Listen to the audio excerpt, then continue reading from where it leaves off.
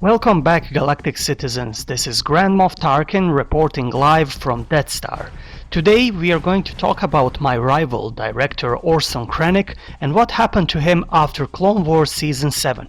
Many of you would probably ask what Krennic has to do with Clone Wars, because we remember him from Imperial era.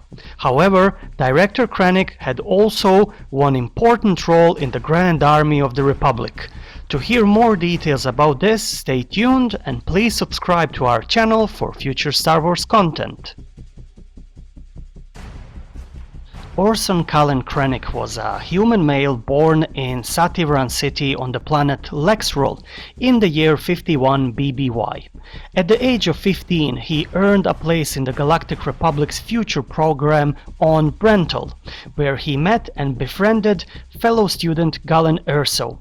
The two worked well together, but the older Erso shrank in the shadows of Krennic's personality and charisma. Although Krennic's listed area of excellence was architecture, his counselors noted that Krennic's ability to manipulate and read others was just as effective. After a time in the program, he was offered a position in the Republic Corps of Engineers and joined it, which led him to supervising large on-world and deep space construction projects.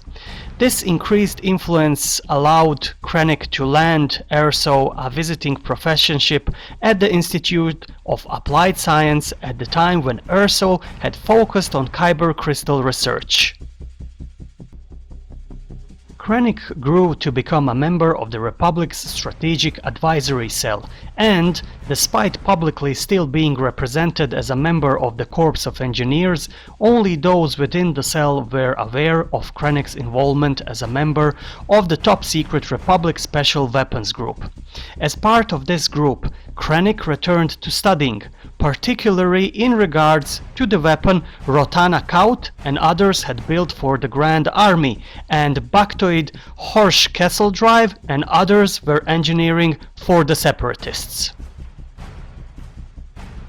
At a meeting discussing the schematics of the Death Star obtained by the Republic sometimes following the Second Battle of Geonosis, it was debated whether the Republic could create such a weapon before the Separatists were able to.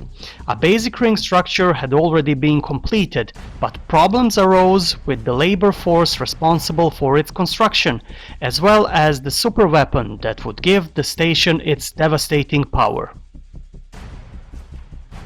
Krennic met with Vice-Chancellor Mas Ameda to discuss the weapon. Krennic suggested using the work of his former colleague Galen Erso. Erso had been focusing his research on how kyber crystals could be used to supply power and had most recently focused on kyber crystals. Erso was currently imprisoned by the Separatists on Vult, but Krennic believed that the research could be weaponized. Ameda agreed to let Krennic arrange for his rescue, yet Krennic had to do so without making the Republic's involvement clear.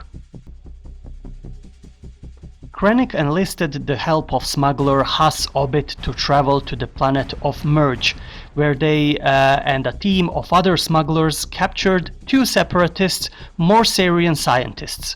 Going to Vault disguised as employees of Zerpan Industries, the company that Galen Erso belonged to, Krennic arranged for the two scientists to be received by the separatists in exchange for Galen, Lyra and their daughter Jyn Erso. Upon making their way off the planet, they were intercepted by a separatist warship. Krennic called for assistance from Commander Prakas, who arrived in the Republic cruiser and opened fire on Volt, destroying the cap where the Ersos had been kept, much to their distaste. In an attempt to persuade Galen to leave his strictly Pacific ways, Krennic took them to Galen's home planet of Grange, which had come under siege. Galen, however, maintained his resolve to stay neutral in the Clone Wars, despite his fierce desire for the engineer's knowledge and talents. Krennic knew that Galen would have the mostly come to his own decision based on knowledge, as opposed to being quickly and simply persuaded. Upon return from Volt, Krennic arranged for a meeting with Geonosian Archduke Poggle the Lesser, who was prisoner to the Republic. Using his knowledge of the Geonosians from his studies as a part of the Strategic Advisory Cell, Krennic appealed to Poggle and the work of his hive in the construction of the droid army and the Death Star plans, knowing that the hives on Geonosis would turn back to their native, barbaric, in-flight, at the lack of their Archduke and in any construction projects. Poggle agreed to assist in the construction of the battle station.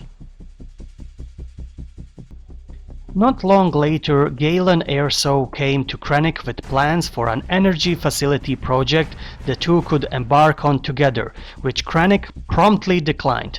Mas Amedda arranged for a meeting with Krennic to discuss his unauthorized attack on Valt and his interrogation of Poggle, yet Krennic overall's project toward the creation of the Death Star won his Amedda's favor.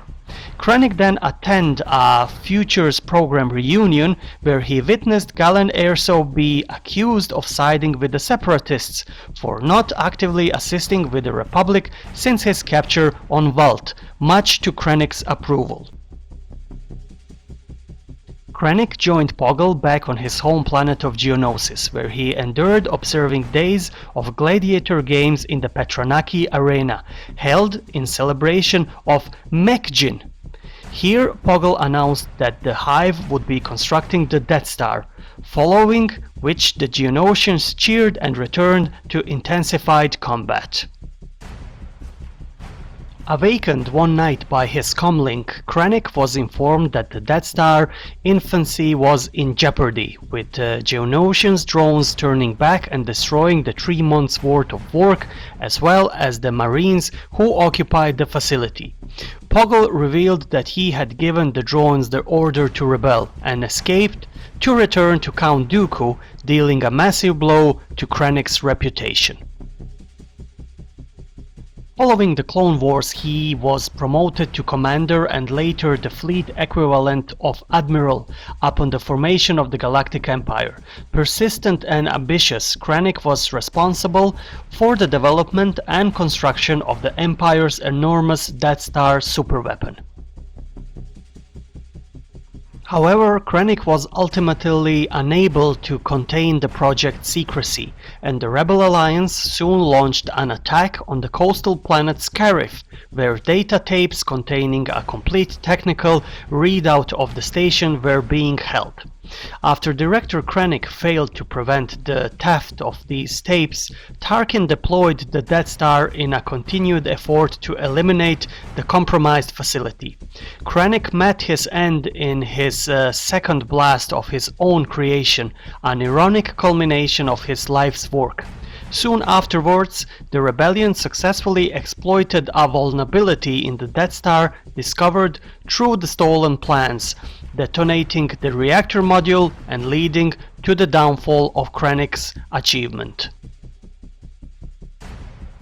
So, my fellow galactic citizens, that would be all for today.